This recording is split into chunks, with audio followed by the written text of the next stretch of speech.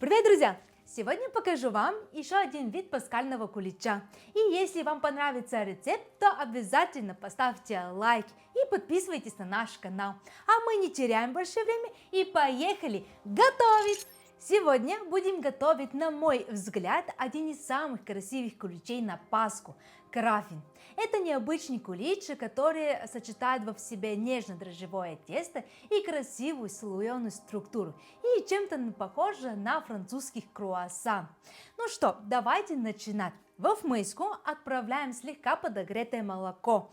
Оно не должно быть слишком горячее, чтобы наши дрожжи не погибли. Туда мы отправляем свежие дрожжи. Если вы не хотите использовать свежие, вы можете взять сухими. Поэтому вам нужно, если вы выберете сухие, использовать в 2-3 раза меньше, чем то количество, которое я укажу в рецепте. Нам нужно дрожжи раздробить на мелких кусочек. И сюда, чтобы подхранить наши дрожжи, мы отправляем, в данном рецепте я использую мед. Но если вы не хотите меда, вы можете взять, например, самый обычный кристаллический сахар. И все хорошо, мы перемешиваем. Когда все объединилось, нам нужно добавить одно куриное яйцо. Всего лишь одно. И тоже хорошо этого все перемешиваем. Когда мы все перемешали, добавляем ваниль. Пора добавлять муку. Здесь вы можете взять более простую муку, то есть не обязательно, чтобы протеин был 13 или 12%. Вы можете взять, например, 10-11. Здесь не настолько это все важно. Добавляем просеянную муку. И все хорошо, мы перемешиваем. Когда мы собрали все ингредиенты вместе, начинаем поэтапно вводить сливочное масло комнатной температуры. Я использую масло 82% жирности.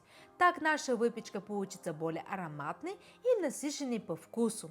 Добавляем масло не сразу, а поэтапно. Каждый раз хорошо вмешиваем его в тесто. Когда масло полностью объединится с тестом и мы получили гладкую однородную массу, добавляем щепотку соли для баланса вкуса. И еще раз хорошо вымешиваем, чтобы соль равномерно распределилась. В итоге у нас получится мягкое, гладкое и эластичное тесто. Наше тесто уже готово, и сразу хочу отметить, что тесто для краффина отличается от классического теста для кулича. Оно более эластичное и не такое тяжелое. Теперь мы его оставляем на расстойку в миску, и обязательно мы его накрываем, чтобы у него не получилась такая некрасивая грубая корочка сверху, чтобы оно, точнее, не засохло. И я его оставлю где-то на минут 35-40. За это время оно чуть-чуть увеличится в объеме, и после этого я вам покажу, что дальше мы будем делать. Наше тесто уже готово. За время, пока оно отдыхало, оно увеличилось где-то 2,5-3 раза. Если вы помните, какой маленький колобочек был и какой он стал. Теперь будем формировать нашу пасочку. Поэтому нам нужно смазать с оливковое масло или с растительным наш стол, чтобы тесто случайно не прилипло. И мы его отправим в середине, потому что нам нужно его раскатать в такой большой пласт. Ох, тесто такое, как пушиночка, боже, классно. И начинаем с нашими ручками вот так постепенно этого делать. Раскатываем или растягиваем тесто. Можно скалкой, а можно, как я, руками. Если тесто получится неравномерной толщины, ничего страшного, это не ошибка.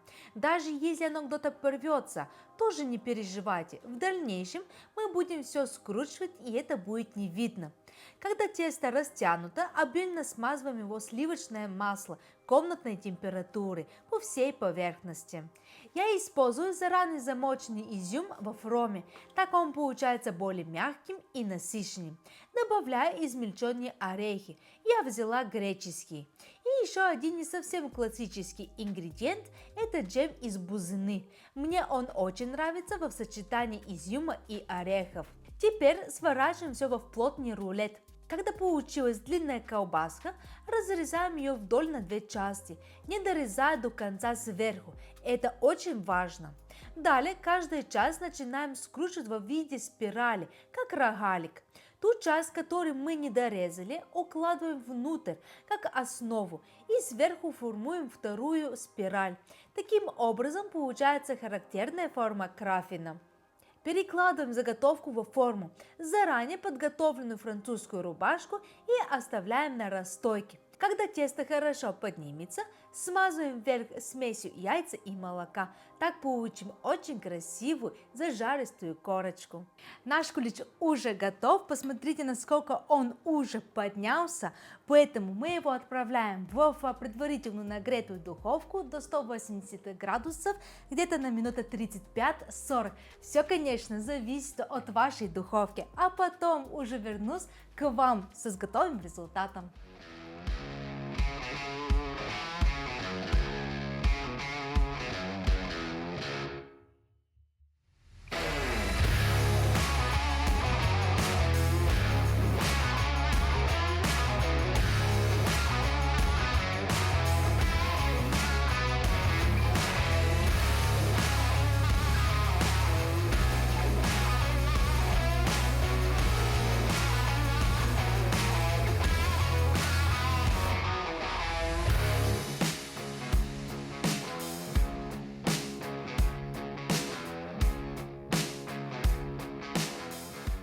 Ребята, наш кулич наконец-то готов, и он получился очень мягкий и воздушный, и очень-очень вкусный. Но единственная проблема, которую я допустила, это такая ошибка, что я подобрала неправильную форму. У меня она была слишком маленькая, поэтому не допускайте ту же проблему, как и у меня.